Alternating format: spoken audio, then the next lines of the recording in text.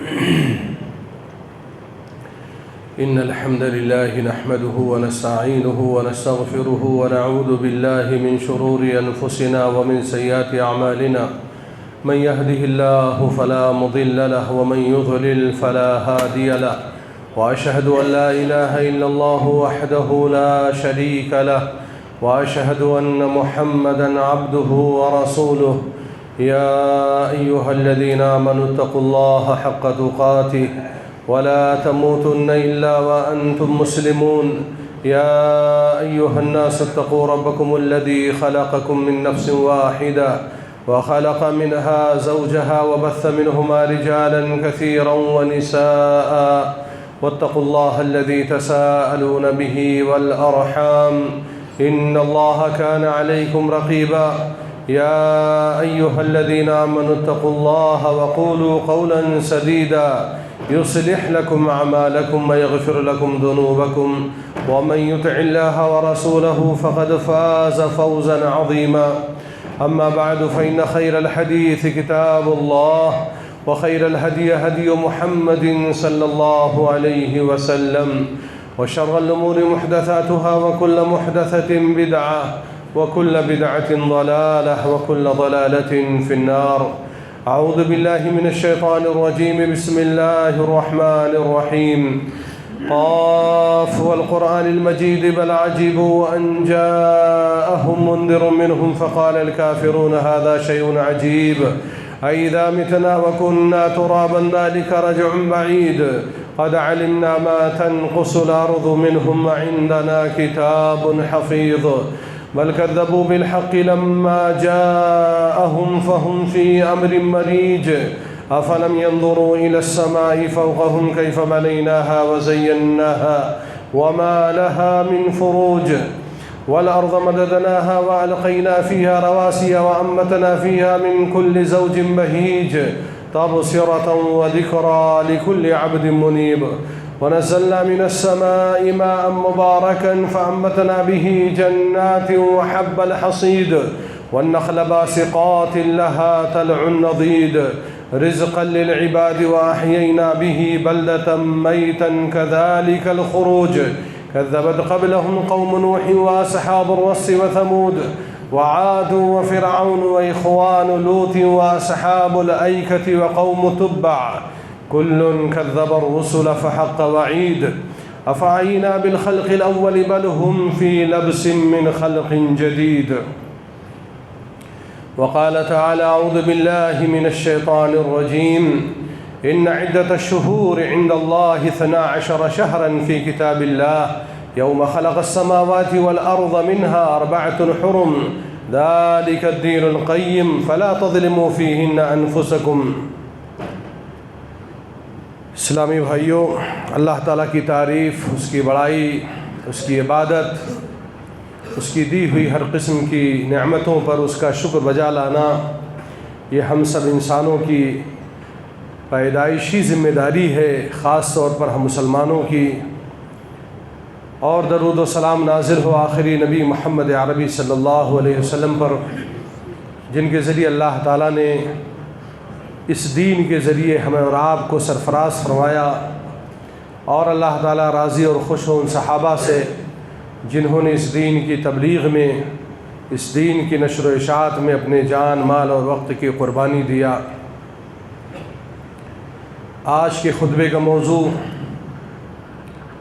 اصلی اسلام اور جعلی اسلام.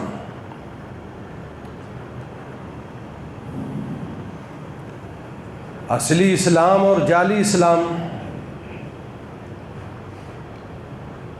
اور اس کے بہت سارے نمونے ہیں. اس وقت تو نمونے ہی نمونے ہیں، بلکہ جعلی اسلام کی تعداد، اس کی گنتی، اس کی شکل و صورت اتنی زیادہ ہو چکی ہے کہ اصلی اسلام کو پہچاننا ہی مشکل ہو گیا ہے. اس لیے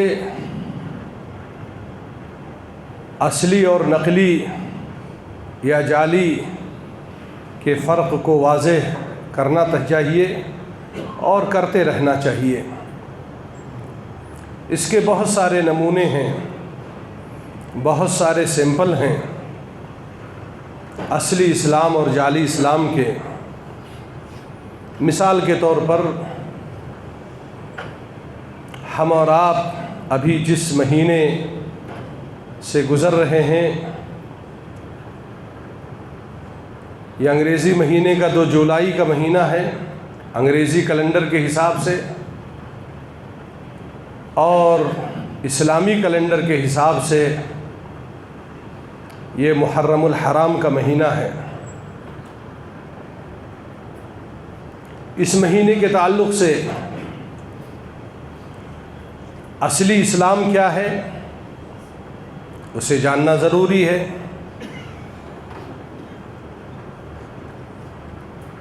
اس لیے کہ اگر ہم اور آپ نہیں جانیں گے تو جعلی اور نقلی اور اصلی کے درمیان فرق نہیں کر سکتے، اور جعلی بھی جاننا ضروری ہے۔ حذیفہ بن یمان رضی اللہ تعالیٰ عنہ کہتے ہیں کہ صحابہ کرام نبی صلی اللہ علیہ وسلم سے ہمیشہ خیر کے بارے میں، بھلائی کے بارے میں، خیرات اور برکات کے بارے میں پوچھتے تھے۔ اللہ کے نبی بھلائی کب آئے گی، کب تک یہ بھلائی رہے گی، یہ کر لیں تو اس سے کتنی نیکی ملے گی؟ مگر میں اللہ کے نبی صلی اللہ علیہ وسلم سے شر کے بارے میں، فتنے کے بارے میں، برائی کے بارے میں، مستقبل میں آنے والے آزمائش اور امتحانات کے بارے میں آپ صلی اللہ علیہ وسلم سے پوچھتا تھا۔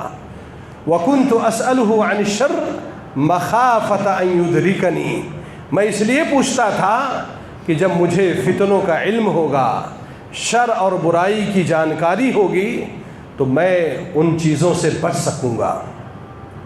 جب آدمی کو خیر اور شر کا علم ہوگا، اس کی معرفت ہوگی، تو آدمی خیر کا کام کرے گا اور شر کی چیزوں سے بچے گا۔ یہ حذیفہ بن یمان رضی اللہ تعالیٰ عنہ کا فرمان ہے۔ اس لیے ہمیں بھی اصلی اسلام اور جعلی اسلام کو جاننا چاہیے، اور ان دونوں کے درمیان فرق کر کے اصلی اسلام کو اپنانا چاہیے اور جعلی اسلام سے بچنا چاہیے۔ محرم کا مہینہ ہے، اس سلسلے میں اصلی اسلام کیا ہے؟ قرآن مجید میں اللہ رب العالمین نے ارشاد فرمایا، ظاہر سی بات ہے اصلی اسلام کو جاننے کے لیے ہمارے پاس 2 ہی آپشن ہیں، اللہ کا کلام قرآن مجید اور آخری نبی محمد عربی صلی اللہ علیہ وسلم کی احادیث۔ اصلی دین کو جاننے کے لیے ہمارے پاس یہی دونوں مصادر ہیں، یہی 2 مراجع ہیں، اور پھر صحابہ کرام کے جو آثار ہیں، ان کے جو اعمال اور افعال ہیں قرآن و حدیث کی روشنی میں، وہ اصلی اسلام کو تقویت دیتے ہیں، انہیں طاقت عطا کرتے ہیں۔ قرآن میں اللہ تعالیٰ نے ارشاد فرمایا، ان عدۃ الشہور عند اللہ 12 شہرا فی کتاب اللہ یوم خلق السماوات والارض۔ اللہ تعالیٰ نے جب سے آسمان و زمین کو پیدا کیا، اللہ تعالیٰ کے کتاب میں کل مہینوں کی تعداد 12 ہے۔ منہا 4 حرم، ان 12 مہینوں میں 4 مہینے حرمت والے ہیں، تقدس والے ہیں، ان کا احترام ہونا چاہیے، ان کا لحاظ ہونا چاہیے۔ فلا تظلموا فیہن انفسکم، اسی لیے اللہ تعالیٰ نے کہا کہ ان حرمت والے مہینوں میں گناہ کر کے، پاپ کر کے، قتل کر کے، جرائم کر کے اپنے آپ کے اوپر ظلم نہ کرو، یہ اللہ تعالیٰ نے منع فرمایا، بلکہ ان مہینوں میں نیکی کر کے، بھلائی کر کے، عبادت کر کے اللہ تعالیٰ کو راضی اور خوش کرو۔ یہ 4 مہینے کون ہیں حرمت والے؟ ذی القعدہ، ذی الحجہ، محرم اور رجب، یہ 4 مہینے حرمت والے ہیں، اور ان کی حرمت اسلام کے آنے سے پہلے بھی قائم اور باقی تھی۔ عرب کے جاہل لوگ سالہ سال جنگ کرتے تھے، آپس میں لڑائی کرتے تھے، قتل اور خونریزی کا ارتکاب کرتے تھے، مگر جیسے ہی حرمت والے مہینے کا آغاز ہوتا تھا وہ جنگ سے رک جاتے تھے، جنگ سے باز آ جاتے تھے، اپنی تلواروں کو میانوں میں ڈال لیتے تھے، اتنا زیادہ وہ اس کا احترام کرتے تھے۔ ہمارے نبی صلی اللہ علیہ وسلم جب نبی بنائے گئے، رسول بنائے گئے، تو اللہ تعالیٰ نے آپ کے ذریعے اعلان کیا کہ ان 4 مہینوں کی حرمت ویسے ہی رہے گی، ان کا تقدس ویسے ہی باقی رہے گا۔ چنانچہ اللہ کے نبی صلی اللہ علیہ وسلم نے بھی ان مہینوں کی حرمت کو باقی رکھا۔ اسی لیے عام دنوں میں جو آدمی گناہ کرتا ہے، پاپ کرتا ہے، نماز چھوڑتا ہے اور شرک و بدعات کا کام کرتا ہے، تو اس کا جو گناہ ہے ہی، لیکن ان مہینوں میں گناہ کا کام، پاپ کا کام، شرک و بدعات کا کام، کفر کا کام، جھوٹ بولنے کا کام، جتنے گناہ کے کام ہیں، ان 4 مہینوں میں کرنے کا جرم اور زیادہ ہے، اس کا گناہ اور کہیں زیادہ بڑھ جاتا ہے۔ اس لیے کہ اللہ تعالیٰ نے ان مہینوں کے حرمت کا احترام کرنے کے لیے کہا، اور خاص طور پر یہ محرم کا مہینہ اللہ تعالیٰ نے اس کی نسبت اپنی طرف کی ہے۔ کیا فرمایا؟ شہر اللہ المحرم، اللہ کا مہینہ یہ محرم ہے۔ محرم کس کا مہینہ ہے؟ اللہ کا مہینہ ہے، یعنی گویا اس مہینے کی ایک حرمت ہے۔ اور یہ مہینہ محرم الحرام کا، یہ اسلامی کیلنڈر کا آغاز اسی مہینے سے ہوتا ہے۔ آپ کے علم کے لیے، آپ کی جانکاری کے لیے بتاتا چلوں کہ صحابہ کرام میں سے ابو موسیٰ اشعری رضی اللہ تعالیٰ عنہ نے خلیفہ دوم عمر بن خطاب رضی اللہ تعالیٰ عنہ کے دور خلافت میں ان کو مشورہ دیا، ان کو رائے دیا کہ اتنے سارے خطوط آپ گورنر کو لکھتے ہیں، اتنے سارے معاملات ہوتے ہیں، اتنے سارے لین دین ہوتے ہیں، اتنے سارے وظائف تقسیم ہوتے ہیں، اتنی ساری بیوائیں ہیں، ان کو خوراک سپلائی کیا جاتا ہے، تو ان کا حساب و کتاب رکھنے کے لیے اپنا کوئی کیلنڈر ہونا چاہیے، اپنی کوئی تقویم ہونی چاہیے، اپنا کوئی پروگرام ہونا چاہیے۔ تو عمر بن خطاب رضی اللہ تعالیٰ عنہ کو ابو موسیٰ اشعری رضی اللہ تعالیٰ عنہ کی یہ رائے پسند آئی، یہ واقعی میں ہمارا اپنا کوئی کیلنڈر ہونا چاہیے جو اسلامک کیلنڈر ہو۔ اب یہ ہوا کہ اس کیلنڈر کا آغاز کہاں سے ہو، اس تقویم کا کی ابتدا کہاں سے ہو؟ تو کسی نے کہا کہ پیارے نبی جناب محمد عربی صلی اللہ علیہ وسلم کی یوم پیدائش سے اس کا آغاز ہونا چاہیے۔ کسی نے کہا کہ نہیں، اس کا آغاز پیارے نبی جناب محمد عربی صلی اللہ علیہ وسلم کی بعثت سے اور نبوت سے ہونا چاہیے۔ جس دن اللہ تعالیٰ نے آپ کو نبی اور رسول بنایا، اس دن سے آپ کا آغاز ہونا چاہیے کیلنڈر کا۔ ایک رائے اور آئی کہ نہیں، اسلامی کیلنڈر کا آغاز وہ پیارے نبی جناب محمد عربی صلی اللہ علیہ وسلم کی ہجرت کی تاریخ سے ہونا چاہیے۔ چنانچہ تمام صحابہ کرام کا اس بات پر اتفاق ہوا۔ عمر بن خطاب رضی اللہ تعالیٰ عنہ نے اسی بنیاد پر اسلامی کیلنڈر کا آغاز پیارے نبی جناب محمد عربی صلی اللہ علیہ وسلم کی ہجرت سے کیا، اس لیے کہ ہجرت نے بظاہر اس میں تکلیف تھی، بظاہر اس میں آزمائش تھی، لوگ ستائے گئے، راتوں رات اپنے بیوی بچوں کو، اپنے کاروبار کو، اپنے کھیت اور کھلیان کو، اپنے مکانات کو چھوڑ کر کے، منقولہ ہو یا غیر منقولہ جائیداد ہو، جو میسر ہوا اس کو لے کر کے راتوں رات نکل گئے۔ بظاہر اس میں تکلیف تھی۔ خود پیارے نبی جناب محمد عربی صلی اللہ علیہ وسلم نے جو ہجرت کا آغاز کیا، کیسے آپ اپنے گھر سے نکلے اور کس طریقے سے آپ صلی اللہ علیہ وسلم نے حکمت اپنائی، اللہ تعالیٰ کے حکم سے اپنے بستر پر حضرت علی رضی اللہ تعالیٰ عنہ کو لٹا دیا، اور آپ صلی اللہ علیہ وسلم کفار و مشرکین کے درمیان سے نکل گئے، اور آپ صلی اللہ علیہ وسلم کئی دنوں تک مکہ میں چھپے ہوئے تھے، اور ایسے راستے سے آپ صلی اللہ علیہ وسلم گئے جس راستے سے عام طور پر قافلے اور اس وقت کے لوگ نہیں گزرا کرتے تھے۔ کئی دنوں کا سفر کر کے پیارے نبی صلی اللہ علیہ وسلم مدینہ منورہ پہنچے۔ بظاہر اس میں تکلیف بہت ہے، پریشانی بہت ہے۔ آپ جب پڑھیں گے ہجرت کے واقعات تو ایسی صورت میں آپ کو احساس ہوگا کہ اللہ کے نبی صلی اللہ علیہ وسلم نے توحید کی نشر و اشاعت کے لیے، اس سنت کو، سنت نبوی کو باقی اور قائم رکھنے کے لیے کتنی قربانیاں دی پیارے نبی صلی اللہ علیہ وسلم نے۔ آپ کی سیرت کو پڑھنے کے بعد مجھے جو اندازہ ہوا وہ یہ ہوا کہ اس دنیا میں اتنا زیادہ کسی کو تکلیف دی ہی نہیں گئی، اتنا زیادہ کسی کو پریشان کیا ہی نہیں گیا۔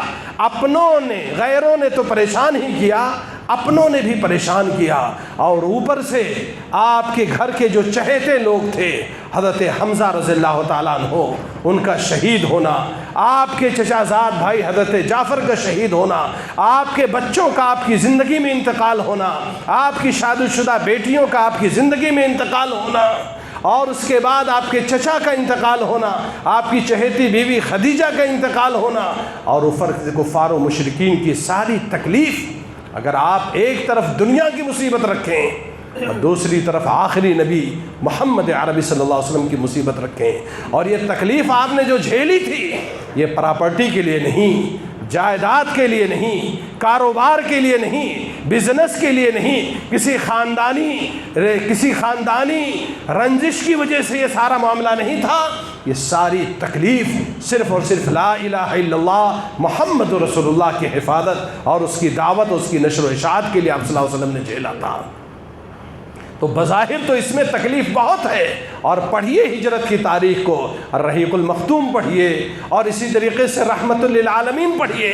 ان کتابوں کو پڑھنے کے بعد اگر آپ اردو جانتے ہیں تو آپ کو پتہ چلے گا کہ اسلام کی خاطر ہمارے نبی اور صحابہ کرام نے کتنی قربانیاں دیا ہے۔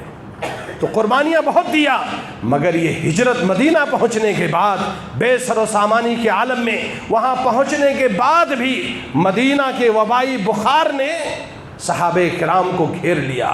لوگ وہاں کے وبائی بخار میں مبتلا ہو گئے، تکلیف میں آ گئے، ادھر جو کچھ تھا وہ بھی چھوڑ گئے، اور یہاں جب پہنچے تو وہاں بھی سکون نہیں۔ چاروں طرف سے ریشہ دوانیاں، کفار کا الگ مسئلہ، اندر سے منافقین کا الگ مسئلہ، یہود و نصارہ کا الگ سے مسئلہ۔ مگر یہ ہے کہ یہ ہجرت مسلمانوں کے لیے طاقت اور قوت کا ذریعہ ثابت ہوئی۔ یہیں سے اسلامی حکومت کے قیام کا سلسلہ شروع ہوا۔ پیارے نبی جناب محمد عربی صلی اللہ علیہ وسلم اپنے چند صحابہ کے ساتھ جو مدینہ منورہ پہنچے، دھیرے دھیرے اللہ کے نبی صلی اللہ علیہ وسلم نے اسلامی حکومت کی داغ اور بیل ڈالنی شروع کی۔ ایک طرف آپ صحابہ کرام کی تربیت کرتے تھے، نماز روزہ کی ان کو تعلیم دیتے تھے، دوسری طرف آپ صلی اللہ علیہ وسلم ان کو نیزہ سکھاتے تھے، تلوار بازی سکھاتے تھے۔ آپ صلی اللہ علیہ وسلم کفار و مشرکین سے لڑنے کے لیے آپ صلی اللہ علیہ وسلم ان کو مسجد نبوی کے صحن میں ٹریننگ بھی دیتے تھے، اور یہ سلسلہ جاری رہا۔ اور پھر وہاں سے اسلامی قوت کا جو سلسلہ شروع ہوا، پھر وہ ابو بکر صدیق آئے، عمر بن خطاب آئے، عثمان غنی آئے، حضرت علی آئے، حضرت حسن آئے، حضرت حسین آئے، امیر معاویہ رضی اللہ تعالیٰ عنہ آئے، اس کے بعد دیگر خلفاء آئے۔ پھر اس کے بعد اسلامی فتوحات کا سلسلہ جو شروع ہوا وہ آج تک جاری ہے۔ بھلے ہی آج کفار و مشرکین کے درمیان اسلام کے نام پر اعلان جنگ نہ ہو، مگر یہ ہے کہ اسلامی فتوحات کا سلسلہ جاری ہے، چاہے وہ فیس بک کے ذریعے ہو، چاہے وہ انسٹاگرام کے ذریعے ہو، چاہے وہ واٹس ایپ کے ذریعے ہو، سوشل میڈیا کے جتنے پلیٹ فارم ہیں سب کے ذریعے آج بھی اسلام بڑی تیزی کے ساتھ پھیل رہا ہے۔ اسی لیے لوگ کہتے ہیں کہ عمر بن خطاب رضی اللہ تعالیٰ عنہ بہت ہی حکیم تھے، بہت ہی دور اندیش تھے، اور ان کی سوچ و فکر جو تھی وہ جہاں دیدہ شخصیت کی سوچ و فکر تھی کہ انہوں نے نہ تو آپ کی نبوت سے، نہ آپ کی بعثت سے، نہ آپ کی ولادت سے اسلامی کیلنڈر کا آغاز کیا، بلکہ ہجری سے کیا۔ کہ مسلمان کبھی اگر آگے چل کر کے غور کرے، مسلمان اگر کبھی تکلیف میں ہو، پریشانی میں ہو، جیسے آج ہم اور آپ اور پوری دنیا کے مسلمان ایک طریقے سے آزمائش میں ہیں، تو وہ اس سے گھبرائے نہیں، وہ اس سے پریشان نہ ہو، بلکہ اپنے نبی کی ہجرت کی تاریخ کو دہرا کر کے، ان کی سیرت کو پڑھ کر کے انرجی حاصل کرے، طاقت حاصل کرے، قوت حاصل کرے۔ بہرحال یہ ایک مختصر سی تاریخ میں نے آپ کے سامنے اسلامی کیلنڈر کی آپ کے سامنے رکھی۔ یہ صحابہ کرام کے مشورے سے یہ چیز پاس ہوئی، اور اس کا پہلا مہینہ جو ہے وہ محرم الحرام قرار پایا، اور پیارے نبی جناب محمد عربی صلی اللہ علیہ وسلم نے اس مہینے میں روزہ رکھنے کی فضیلت کو بیان کر کے اس مہینے کے فضیلت کو چار چاند لگا دیا۔ چنانچہ اللہ کے نبی صلی اللہ علیہ وسلم نے فرمایا افضل الصیام بعد رمضان شہر اللہ المحرم، رمضان کے بعد سب سے زیادہ اگر کسی مہینے میں روزہ رکھنے کا اجر و ثواب ہے تو محرم کے مہینے کا ہے۔ محرم کے مہینے میں رمضان کے بعد سب سے افضل روزہ اگر کوئی ہے تو محرم کے مہینے کا ہے۔ اور پیارے نبی جناب محمد عربی صلی اللہ علیہ وسلم نے، آپ صلی اللہ علیہ وسلم بھی روزہ رکھتے تھے، زمانے جاہلیت میں بھی روزہ رکھتے تھے، اس لیے کہ موسیٰ علیہ السلام اور ان کے اوپر ایمان لانے والوں کو اللہ رب العالمین نے فرعون کے ظلم سے اسی 10ویں محرم کو اللہ تعالیٰ نے نجات دیا تھا۔ پیارے نبی صلی اللہ علیہ وسلم جب مدینہ منورہ آئے تو دیکھا یہودیوں کو اس دن کا روزہ رکھ رہے ہیں، اس دن وہ روزہ رکھ رہے ہیں، یہودی اس دن کا روزہ رکھ رہے ہیں۔ ابھی میں جعلی اسلام کی طرف آؤں گا، یہودی بھی اس دن کا روزہ رکھ رہے ہیں۔ کیوں روزہ رکھ رہے ہیں؟ اللہ تعالیٰ کا شکر ادا کرنے کے لیے کہ اللہ رب العالمین نے موسیٰ علیہ السلام اور ان کی قوم کو فرعون جیسے دنیا کے سب سے بڑے ظالم آدمی کے ظلم سے اللہ تعالیٰ نے نجات دیا، اس کے شکرانے کے طور پر۔ تو پیارے نبی کو جب پتہ چلا تو آپ نے کہا نحن احق و اولا بموسیٰ منکم، ارے بھائی یہودی قوم کے لوگوں، ہم تو تم سے زیادہ موسیٰ علیہ السلام کی سنت کی اتباع اور پیروی کے حقدار ہیں۔ اس لیے کہ پیارے نبی صلی اللہ علیہ وسلم نے کیا فرمایا؟ الانبیاء اخوۃ لعلات، سارے انبیاء آپس میں بھائی بھائی ہیں، امہم واحد و شرائعہم مختلفہ، ان کا دین ایک ہے، ان کا کلمہ ایک ہے، ان کی شریعت مختلف ہے، نماز پڑھنے کا طریقہ الگ ہے، وضو کرنے کا طریقہ الگ ہے، روزہ رکھنے کا طریقہ الگ ہے، اور دیگر عبادات الگ ہیں، مگر جن کا دین ایک ہے۔ تو موسیٰ علیہ السلام کی یاد میں اگر یہ چیز رکھی جا رہی ہے تو اس کے زیادہ حقدار ہیں۔ آپ صلی اللہ علیہ وسلم نے تمام صحابہ کرام کو کہا کہ 10ویں محرم کا روزہ رکھا جائے، مگر مشابہت سے بچنے کے لیے، یہودیوں کی مخالفت میں کہ کہیں ایسا نہ ہو۔ یہ بہت بڑی چیز ہے، بہت بڑا فرق ہے کہ پیارے نبی صلی اللہ علیہ وسلم ان کے روزہ رکھنے کی وجہ سے اسی دن روزہ رکھنے کا حکم دے رہے ہیں، مگر پھر آپ کو خیال آتا ہے کہ یہ یہودیوں میں اور مسلمانوں میں مشابہت نہ ہو جائے، یہ نہ ہو جائے کہ یہ بھائی بھائی ہیں، حالانکہ وہ مشرک ہو چکے تھے۔ اسی لیے پیارے نبی صلی اللہ علیہ وسلم نے فرمایا صوموا یوما قبلہ او یوما بعدہ، 10ویں محرم سے ایک دن پہلے یا ایک دن بعد 10ویں محرم کے ساتھ روزہ رکھو۔ بلکہ ایک حدیث میں آپ صلی اللہ علیہ وسلم نے فرمایا لئن بقیت الی قابل لاصومن التاسع، اگر میں آئندہ سال تک زندہ رہا، اللہ تعالیٰ نے مجھے اتنی زندگی دی تو آئندہ سال میں 10ویں محرم کے ساتھ 9ویں محرم کا روزہ رکھوں گا۔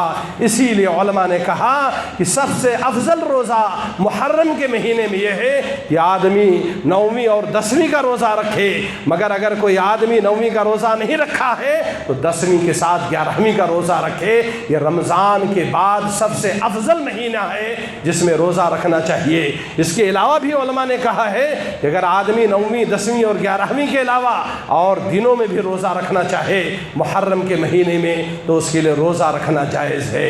یہ جو میں نے آپ کے سامنے بہت ہی مختصر انداز میں جو میں نے محرم کے تعلق سے رکھا ہے، یہ محرم کے تعلق سے اسلام کا اصلی پیغام ہے، اسلام کا اصلی چہرہ ہے۔ اسی طریقے سے اسلام کا ایک اصلی پیغام شہیدوں کے بارے میں، شہادت کے بارے میں، ہمارے یہاں شہادت کے نام پر بھی آئے دن ڈھول اور تاشا بجتا ہے۔ ہمارے یہاں شہداء کے نام پر آئے دن کوئی نہ کوئی عرس، کوئی نہ کوئی میلہ لگتا ہے۔ بھائی یہ شہادت کے تعلق سے، شہیدوں کے تعلق سے اسلام کی کیا تعلیم ہے، اصلی اسلام کیا کہتا ہے؟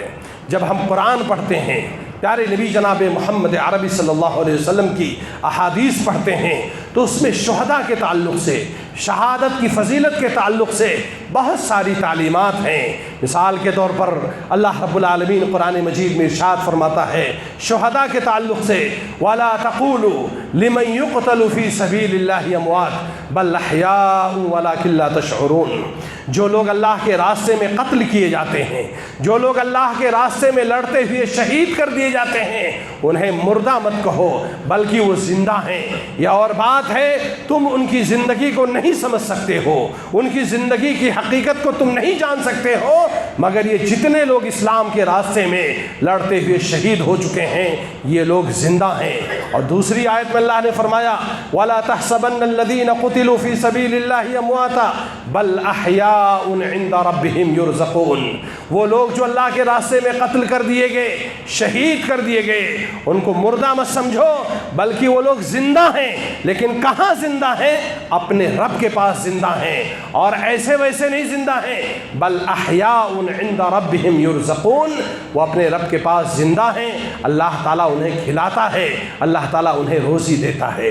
دنیا کی تین قسمیں ہیں، یہ دنیاوی زندگی جسے ہم اور آپ زندگی گزار رہے ہیں، کاٹ رہے ہیں، اور ایک زندگی برزخ کی زندگی ہے۔ برزخ کے معنی ہوتے ہیں دیوار، برزخ کے معنی کسی آڑ کو کہتے ہیں، اور ایک ہے آخرت کی زندگی۔ دنیا اور آخرت کے درمیان ایک زندگی ہے قبر کی زندگی، برزخ کی زندگی جو دنیا اور آخرت کے درمیان حد فاصل ہے۔ دنیا کی زندگی کا معاملہ الگ ہے، برزخ کی زندگی کا معاملہ الگ ہے، آخرت کی زندگی کا معاملہ الگ ہے۔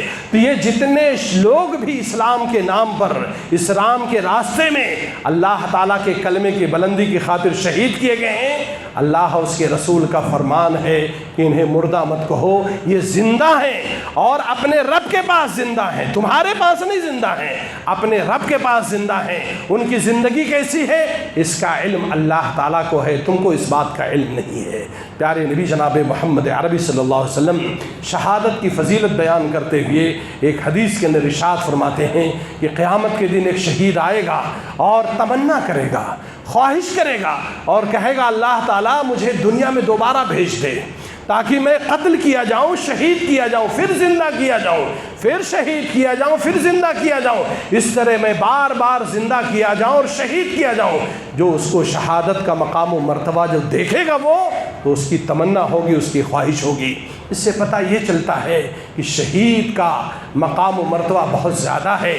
اسی لیے صحابہ کرام شہادت کی خاطر اللہ کے نبی جناب محمد عربی صلی اللہ علیہ وسلم صحابہ کرام کے درمیان بیٹھے ہوئے ہیں۔ ایک آدمی آتا ہے اور وہ کہتا ہے، میدان جنگ میں پیارے نبی صلی اللہ علیہ وسلم بیٹھے ہوئے ہیں اور سامنے لڑائی ہو رہی ہے کفار و مشرکین کے درمیان۔ وہ لڑائی بھی لاٹھی ڈنڈے کی نہیں ہے، وہ لڑائی بھی ہاتھا پائی کی نہیں ہے، وہ لڑائی تلوار اور نیزے کی ہے۔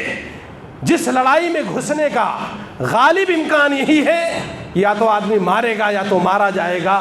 ایک صحابی رسول آتے ہیں، پیارے نبی جناب محمد عربی صلی اللہ علیہ وسلم سے کہتے ہیں افرأیت ان قتلت انا فأین انا، اے اللہ کے نبی صلی اللہ علیہ وسلم یہ بتائیے یہ سامنے جو لڑائی ہو رہی ہے، سامنے جو جنگ ہو رہی ہے، اور ان کو پتا ہے کہ وہ جنگ کن چیزوں سے ہو رہی ہے، اسی لیے انہوں نے جو الفاظ استعمال کیا آپ اس پر غور کیجئے، افرأیت ان قتلت انا فأین انا، اللہ کے نبی اگر اس لڑائی میں قتل کر دیا جاؤں، اس لڑائی میں میری جان چلی جائے، فأین انا تو میں کہاں جاؤں گا؟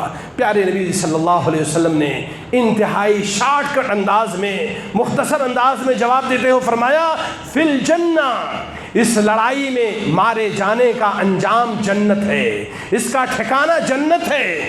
صحابہ کرام کہتے ہیں کہ اس صحابی کے ہاتھ میں کچھ کھجوریں تھیں، فَأَلْقَى تَمَرَاتٍ، 2 سے زیادہ کچھ کھجوریں تھیں، 3 رہی ہوں گی، 4 رہی ہوں گی، 5 رہی ہوں گی، 10 رہی ہوں گی، فَأَلْقَى تَمَرَاتٍ۔ اس صحابی رسول نے جب پیارے نبی صلی اللہ علیہ وسلم سے یہ مژدہ سنا، یہ خوشخبری سنی کہ اس لڑائی میں مارے جانے کا انجام اور اس کا ٹھکانہ جنت ہے، تو ان کے ہاتھ میں کچھ کھجوریں تھیں، ان کو کھانا چاہتے تھے، تو انہوں نے کہا اس کو کھاؤں گا، اس کو چباؤں گا، اس کو ہضم کروں گا، اس پر پانی پیوں گا، پھر بیوی بچوں سے جا کر کے مشورہ کروں گا تو جنت میں پہنچنے میں دیر ہو جائے گی۔ فَأَلْقَى تَمَرَاتٍ كُنَّ فِي يَدِهِ ثُمَّ قَاتَلَ حَتَّى قُتِلَ۔ ان کھجوروں کو بھی انہوں نے کھانا گوارا نہیں کیا، وقت کا ضیاع سمجھا، وقت کا ویسٹ سمجھا، اور گئے میدان میں لڑتے ہوئے شہید ہو کر کے جنت میں چلے گئے۔ یہ شہادت اور کیوں جنت؟ اس لیے کہ پیارے نبی صلی اللہ علیہ وسلم نے جو بھی بیان دیتے تھے اللہ کے نبی صلی اللہ علیہ وسلم تو ہمیشہ جنت کا بیان، جنت کی خوبصورتی، جنت کی عورتوں کا حسن و جمال بیان کرتے تھے، اور بیان کرنا چاہیے، تبھی تو یہ نوجوان طبقہ اور یہ بوڑھے لوگ اور یہ درمیانی عمر کے لوگ، تبھی تو دنیا میں جو حسینائیں ہیں، دنیا میں جو یہ میک اپ والی عورتیں ہیں، ان سے ان کا دھیان کب بٹے گا؟ جب ان کو جنت کا خواب دکھایا جائے گا، جنت کا نظارہ دکھایا جائے گا۔ اب پیارے نبی صلی اللہ علیہ وسلم نے ان کو فرمایا تھا لقاب قوس احدکم من الجنت خیر من الدنیا وما فیہا، وہ تیر وہ کمان جس کے ذریعے تیر کو پھینکا جاتا ہے، اتنی جگہ بھی اگر کسی کو جنت میں مل جائے، کتنا اسکوائر فٹ ہوگا، کتنا اسکوائر فٹ ہوگا ایک کمان کو جنت میں رکھنے کے لیے؟ پیارے نبی نے فرمایا کہ اتنی جگہ بھی اگر کسی کو جنت میں مل جائے تو دنیا اس کی تمام دولت سے بہتر ہے۔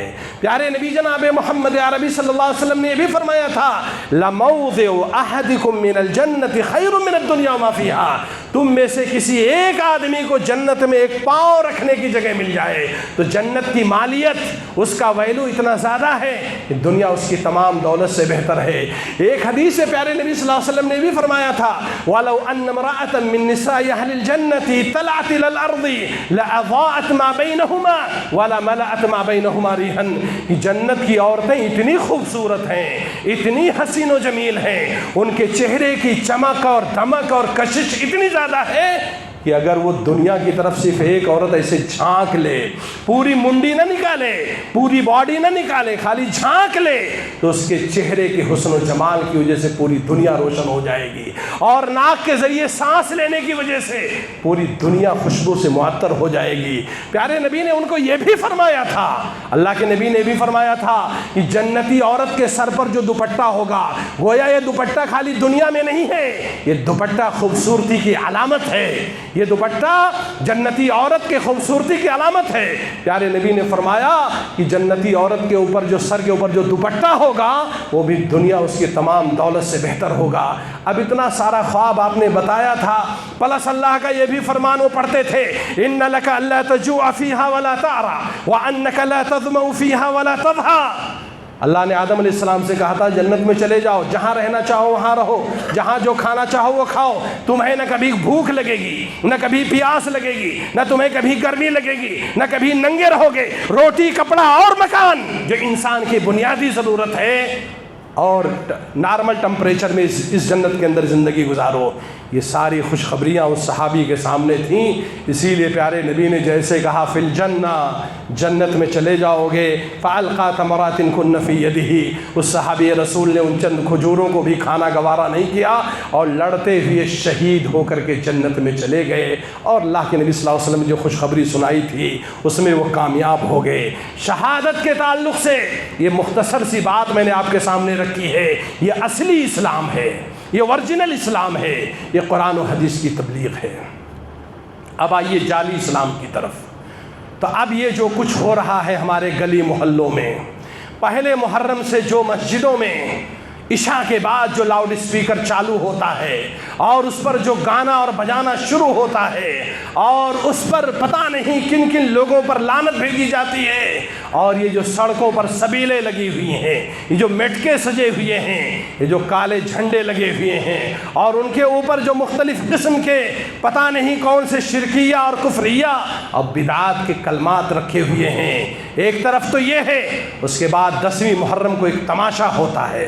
10ویں محرم کو لوگ اپنے ہاتھوں سے اپنے سینوں کو پیٹتے ہیں، اپنے سینوں کو مارتے ہیں، اپنے کپڑوں کو پھاڑتے ہیں۔ اب یہ معاملہ بڑھتے بڑھتے، اسی لیے جب اسلام میں کوئی چیز جعلی ہوتی ہے تو وہ جعلی دھیرے دھیرے جعلی ہو جاتی ہے، اس کا پروڈکشن، اس کا موڈیفیکیشن، اس کے اندر دھیرے دھیرے چینجنگ آنی ہوتی ہے۔ اب دھیرے دھیرے اس نے زنجیر کی شکل اختیار کیا۔ پہلے لوگ اپنے ہاتھوں سے اپنے سینوں کو مارتے تھے، اب لوگ دھیرے دھیرے کیا کرنے لگے؟ زنجیر سے مارنے لگے۔ اب معاملہ اس سے بھی آگے بڑھا، ایک آدمی کو دیکھا کہ جذبات میں لے کر کے بغدہ لیتا ہے اور اس کو اپنی پیٹھ پر مارتا ہے اور اس طریقے سے اس کی پیٹھ کٹ جاتی ہے، تو کسی نے اس پر ریمارک کرتے ہوئے کہا ارے بھائی، جب جعلی اسلام میں اتنی ترقی کرنی ہے کہ پہلے ہاتھ سے مارتے تھے، پھر زنجیر سے مارتے تھے، پھر چاقو سے مارتے تھے، ایک کام کرو ریوالور لے کر کے سیدھے مار دو نا تاکہ سارا کام ختم ہو جائے۔ ماتم ہی تو کرنا ہے آپ کو۔ نتیجہ آپ دیکھیے، نتیجہ دیکھیے کہ یہ بھی 1 مہینہ پہلے 10 ذی الحجہ کو دنیا کے 20-25 لاکھ حاجیوں نے لبیک اللہم لبیک لبیک لا شریک لک لبیک توحید کا نعرہ دیا۔ پیارے نبی کی سنت کی روشنی میں دنیا کے 25 لاکھ سے زیادہ لوگوں نے حج کیا، دنیا کے غیر مسلم بھائیوں تک پیغام گیا۔ یہ اتنی شانتی کے ساتھ، امن کے ساتھ دنیا کے مسلمان ایک جگہ اکٹھا ہو کر کے اتنے سارے ارکان، اتنے سارے واجبات، طواف ہو، سعی ہو، میقات احرام ہو، مزدلفہ جانا ہو، رات گزارنا ہو، نماز پڑھنی ہو، اتنی ڈسپلین کے ساتھ انہوں نے کیا۔ نہ کوئی چیخ و پکار ہے، یہاں تک کہ ان کو کنٹرول کرنے کے لیے بھی سعودی گورنمنٹ کی نگرانی میں کسی پولیس کے ہاتھ میں ہتھیار تو چھوڑیے، بندوق تو چھوڑیے، ایک ڈنڈا بھی رکھنے کی اجازت نہیں ہے۔ ایک طرف وہ پیغام گیا ہے، اصلی اسلام کا پیغام۔ آپ سوچئے اسلام کی سازش کو، کہتے ہیں ہم شہداء کا ماتم کرتے ہیں، ارے اللہ تعالیٰ خود کہہ رہا ہے کہ شہید کو مردہ مت کہو، جب وہ مردہ ہی نہیں تو ماتم کس کا ہو رہا ہے؟ رہی بات ماتم کرنے کی، رہی بات سینہ پیٹنے کی، تو یہ بھی جعلی ہے، اس لیے کہ ہمارے نبی نے فرمایا لیس منا من لطم الخدود وشق الجیوب ودعا بدعوت الجاہلیہ، وہ آدمی ہم میں سے نہیں ہے، اس کا ہمارے دین سے کوئی رشتہ نہیں ہے، جو کسی مصیبت پر اپنے چہرے کو مارے، اپنے گریبان کو پھاڑے اور جاہلیت کی پکار پکارے۔ نوحہ کرنا، پیارے نبی نے ایک حدیث کے اندر ارشاد فرمایا لا يحل لامرأة ان تحد على میت فوق 3 الا على زوج 4 اشہر وعشرا۔ کسی عورت کے لیے، مرد کے لیے تو سوگ ہے ہی نہیں، مرد کے لیے تو سوگ ہے ہی نہیں، خالی عورت کے لیے ہے، وہ بھی 3 دن سے زیادہ کوئی عورت کسی بھی میت کے اوپر 3 دن سے زیادہ سوگ نہیں منا سکتی ہے، اللہ ایک ہی وہ اگر شادی شدہ عورت ہے، اس کے شوہر کا انتقال ہوا ہے تو 4 مہینہ 10 دن تک وہ میک اپ نہیں کرے گی، وہ اچھے کپڑے نہیں پہنے گی، وہ خوشبو نہیں لگائے گی، زیب و آرائش سے پرہیز کرے گی، وہ سوگ منائے گی۔ باقی مردوں کے لیے سوگ ہے ہی نہیں۔ حضرت حسین رضی اللہ تعالیٰ عنہ 61 ہجری میں ان کی شہادت ہوتی ہے، نبی اکرم صلی اللہ علیہ وسلم کی وفات کے 50 سال کے بعد، اور آج یہ 1444 ہو رہا ہے، 1400 سال سے آپ ماتم ہی کر رہے ہیں۔ نبی اکرم فرما رہے ہیں اصلی اسلام یہ ہے کہ مرد کے لیے تو ماتم ہے ہی نہیں، مرد کے لیے سوگ ہے ہی نہیں، عام عورت کے لیے 3 دن، شادی شدہ تو کیا تم لوگوں کے شوہر مر گئے ہیں؟ یہ جتنے مرد سوگ منا رہے ہیں کیا ان کے مردوں کا انتقال ہو چکا ہے؟ نعوذ باللہ من ذالک۔ یہ جعلی اسلام ہے، اور میں تو کہتا ہوں یہ جعلی اسلام نہیں ہے، یہ سازشی اسلام ہے، اسلام کے خلاف ایک سازش ہے۔ اور اس بھیڑ کا حصہ بننے سے بچیے، خاص طور پر محرم کے مہینے میں، اس لیے کہ میں نے اس طبقے کی کتابیں پڑھی ہیں، جس طبقے کے لوگوں نے اس بدعت کو ایجاد کیا ہے، یہ جعلی اسلام اصلی اسلام کے مقابل میں بنایا ہے، ان کی کتابیں میں نے پڑھی ہیں۔ یہ لوگ 10ویں محرم کو ایک کتا لاتے ہیں، اور اس کتے کا نام عمر بن خطاب رضی اللہ تعالیٰ عنہ، جو ہم سب کے خلیفہ دوم ہیں، جن کی فضیلت میں پیارے نبی نے فرمایا تھا کہ عمر بن خطاب واللہ ما لقیک شیطان فج الا سلک فجا غیر فجک، عمر تمہاری حیثیت، تمہارا روب و دبدبہ، تمہاری حیت خالی انسانوں پر نہیں ہے۔ جب آپ صلی اللہ علیہ وسلم ازواج مطہرات کے ساتھ بیٹھے ہوئے تھے، عمر بن خطاب نے سلام کیا، وہ بلند آواز سے بات کر رہی تھیں، ازواج مطہرات نے جیسے ہی عمر کی آواز سنی پردے کے پیچھے چلی گئیں، خاموشی چھا گئی۔ عمر بن خطاب داخل ہوئے تو دیکھا پیارے نبی مسکرا رہے ہیں، مسکرانے کی وجہ سے آپ کے دانت مبارک نظر آئے، تو عمر بن خطاب رضی اللہ عنہ نے کہا اللہ کے نبی مجھے بتائیے آپ کیوں ہنس رہے ہیں، کیوں مسکرا رہے ہیں؟ کہا میں ان عورتوں کے اوپر مسکرا رہا ہوں کہ تمہارے آنے سے پہلے مجھ سے بات چیت کر رہی تھی بلند آواز میں، تمہاری آواز انہوں نے سنی ہے تو پردے کے پیچھے جا کر کے چھپ گئی ہیں۔ عمر بن خطاب نے ان کو ڈانٹا، اس لیے سب گھر کی بچیاں تھیں، عائشہ کون تھی؟ ابو بکر کی بیٹی تھیں، حفصہ آپ کی بیٹی تھیں، سب گھر کی بچیاں تھیں، عمر میں چھوٹی تھیں۔ کہا یا عدوات انفسہن، اے اپنی جان کی دشمنوں، تم کو نبی کا احترام کرنا چاہیے، نبی سے ڈرنا چاہیے۔ تو پیارے نبی نے اس وقت جملہ کہا تھا، ارے عمر تمہاری حیثیت کون جانتا ہے؟ تمہاری حیثیت یہ ہے کہ اگر تم کسی راستے اور پگڈنڈی پر چل رہے ہو اور سامنے سے شیطان آتا ہوا بھی تم کو دیکھ لے تو شیطان اپنا راستہ بدل کر کے نکل جائے گا، تمہارے راستے پر نہیں آئے گا۔ اس عمر کے نام پر 10ویں محرم کو ایک کتا لایا جاتا ہے اور اس کو لات اور جوتے اور گھوسے سے مار مار کر کے عمر بن خطاب رضی اللہ عنہ سے بڑی سے، آپ سنی ہو، آپ اہل سنت ہو، آپ سنی مسجد میں نماز پڑھتے ہو، حنفی ہو، شافعی ہو، مالکی ہو، حنبلی ہو، امام احمد رضا کے ماننے والے ہو، اشرف علی تھانوی کے ماننے والے ہو، مگر ہو تو محمد صلی اللہ علیہ وسلم کی امتی، کیسے جرأت ہوتی ہے 10ویں محرم میں تماشا دیکھنے کی؟ کیسے جرأت ہوتی ہے آپ کی، ہمت ہونے کی؟ امام احمد بن حنبل رحمہ اللہ جب کسی عیسائی کو دیکھتے تھے تو اپنی آنکھوں کو جھکا لیتے تھے۔ کیوں جھکا لیتے تھے؟ عیسائی کہتا تھا کہ عیسیٰ علیہ السلام اللہ کے بیٹے ہیں اور اللہ تعالیٰ کے پاس کوئی لڑکا نہیں ہے، وہ اللہ کے غضب کے ڈر سے بجا لیتے تھے۔ اور یہاں عمر بن خطاب کے نام پر ایک کتا لایا جاتا ہے 10ویں محرم کو، تم سنی ہو کر کے تماشا دیکھنے جاتے ہو؟ کون سی تقریر سنتے ہو؟ کون سا بھانگ کھاتے ہو؟ کون سا اناج کھاتے ہو کہ تم عمر بن خطاب جیسے خلیفہ دوم کے نام پر جو جشن منایا جاتا ہے؟ ارے جس ابو لولو نے عمر بن خطاب کو مارا تھا، اس قوم نے اس کا نام رکھا ہے بابا شجاع الدین، بہادر شاہ بابا، جس نے ہمارے خلیفہ دوم کو شہید کیا ہے۔ اس جماعت نے، جو جماعت یہ سب کر رہی ہے ڈرامہ، اور اس کا دیکھا دیکھی ہمارے سنی بھائی بھی کرنے لگے، یہ بھی دیکھا دیکھی 10 محرم منانے لگے۔ یہ تماشا ہمارے نبی نے نہیں کیا، اصلی اسلام میں نہیں ہے کہ 10 محرم کو جاگا جائے اور تقریر کی جائے، اسٹیج لگایا جائے۔ اصلی اسلام یہ ہے کہ اس دن روزہ رکھا جائے، اللہ کے نبی صلی اللہ علیہ وسلم کی سنت ہے۔ تو یہ جعلی اسلام ہے اور اسلام کے خلاف سازش ہے۔ یہ سازش عبداللہ ابن سبا نے رچی تھی کہ مسلمانوں کو اسلام سے دور کرنے کے لیے اس طرح کی حرکت کی گئی۔ آج آپ دیکھیے پوری دنیا کے مسلمان، ایک عجیب و غریب چیز ہے، سوشل میڈیا پر آج تو ساری چیزیں وہی دکھائی دیتی ہیں، ایسا لگتا ہے بلکہ کچھ غیر مسلم پوچھتے ہیں بھائی یہ کیا ہے، اپنے ہاتھ سے اپنا سینہ مارتے ہیں۔ اب ان کو کون سمجھائے یہ جعلی اسلام ہے؟ اصلی اسلام تو کچھ اور ہے۔ اصلی اسلام روزہ رکھنے کا نام ہے۔ اصلی اسلام تو یہ ہے کہ اس مہینے میں آپ کسی اور کو نہ ماریں، آپ اپنے آپ کو مار رہے ہیں۔ اللہ رب العالمین سے دعا ہے کہ اللہ تعالی ہمیں اصلی اسلام کو سمجھنے کی توفیق عطا فرمائے۔ شہادت کی جو حقیقی فضیلت ہے ہمیں اس کو جاننے، اس کو پہچاننے اور اس کی معرفت حاصل کرنے کی توفیق عطا فرمائے۔ یہ جو کچھ ہو رہا ہے اسلام کے خلاف سازش ہے، یہ اصلی اسلام نہیں ہے، یہ جعلی اسلام نہیں ہے۔ اور یہ کرنے والے لوگ کون ہیں؟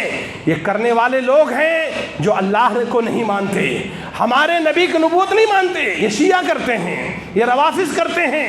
ان کا عقیدہ یہ ہے کہ اللہ تعالیٰ نے حضرت جبریل کو نبی بنانے کا پیغام دیا تھا کہ علی کو بنانا، حضرت جبریل سے غلطی ہوئی اور ایک روایت کے مطابق حضرت جبریل نے خیانت کیا اور غلطی سے جا کر کے ہمارے نبی کو نبی بنا دیا۔ گویا ہمارے نبی کی نبوت بھی ان کی نگاہ میں جھوٹی ہے۔ ان کا عقیدہ اس قرآن کے بارے میں جسے آپ پڑھ کر کے 10 نیکی کماتے ہیں، اس کے بارے میں ان کا عقیدہ یہ ہے یہ قرآن وہ قرآن نہیں ہے جو نازل ہوا تھا، اس میں چینجنگ ہو چکی ہے، جبکہ اللہ کہہ رہا ہے انا نحن نزلنا الذکر وانا لہ لحافظون، ہم نے اس قرآن کو اتارا ہے، ہم ہی حفاظت کرنے والے ہیں۔ اس قوم کا عقیدہ ہے کہ اصلی قرآن نہیں ہے، ایک قرآن جو ہے ان کے امام جو ہے غار میں چھپے ہوئے ہیں وہ لے کر کے آئیں گے۔ اس قوم کا عقیدہ آپ جانتے ہیں، صحابہ کرام کے بارے میں اس قوم کا عقیدہ یہ ہے کہ ابو ذر غفاری، مقداد ابن اسود، سلمان فارسی، ان 3 صحابہ کو چھوڑ کر باقی ابو بکر، عمر، عثمان، علی، حضرت معاذ ابن جبل، ابو موسیٰ اشعری، سعد ابن ابی وقاص، عشرہ مبشرہ، یہ سب کے سب کافر ہو چکے ہیں، یہ سب کے سب جہنمی ہیں۔ یہ جو لوگ 10ویں محرم مناتے ہیں نا، یہ جو ہرے یہ جو کالے کپڑے پہنتے ہیں نا اور یہ جو سبیلے لگاتے ہیں، یہ صحابہ کرام کو کافر سمجھتے ہیں، تو ہماری اور آپ کی کیا حیثیت ہے؟ اسی لیے میں مسجد نبوی میں ڈیوٹی دیتا تھا۔ مسجد نبوی میں نبی صلی اللہ علیہ وسلم کے قبر کے پاس یونیورسٹی میں تعلیم کے دوران ہماری ڈیوٹی تھی۔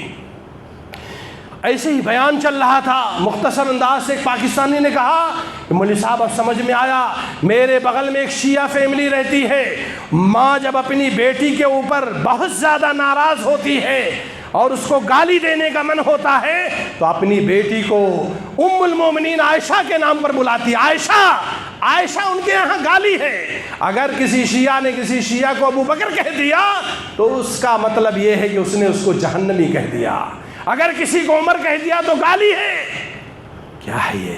آپ سنی ہو تو سنت پر عمل کرو، سنت کے حساب سے چلو، یہ سب تماشے کا حصہ مت بنو، اصلی اسلام اور جعلی اسلام میں فرق کرو، پیارے نبی کی سنت کو پہچانیے۔ بخاری موجود ہے، مسلم موجود ہے، ابو داؤد، نسائی، ترمذی، ابن ماجہ موجود ہے، قرآن اس کا ترجمہ، اس کی تفسیر موجود ہے۔ اصلی اسلام اور جعلی اسلام میں فرق کیجئے، اصلی اسلام کو اپنائیے، جعلی اور نقلی اسلام کو چھوڑیے، اور یہ سب جو کچھ ہو رہا ہے یہ اسلام کے خلاف سازش ہے۔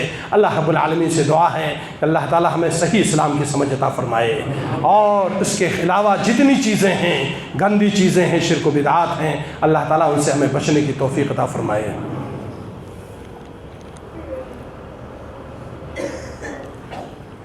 ان الحمد لله نحمده ونستعينه ونستغفره ونعوذ بالله من شرور انفسنا ومن سيئات اعمالنا، من يهده الله فلا مضل له ومن يضلل فلا هادي له، واشهد ان لا اله الا الله وحده لا شريك له، واشهد ان محمدا عبده ورسوله۔ ان الله يأمر بالعدل والإحسان وإيتاء ذي القربى وينهى عن الفحشاء والمنكر والبغي يعظكم لعلكم تذكرون۔ اذكروا الله يذكركم وادعوه يستجب لكم، ولذكر الله تعالى أعلى وأولى وأجل وأتم وأهم وأكبر۔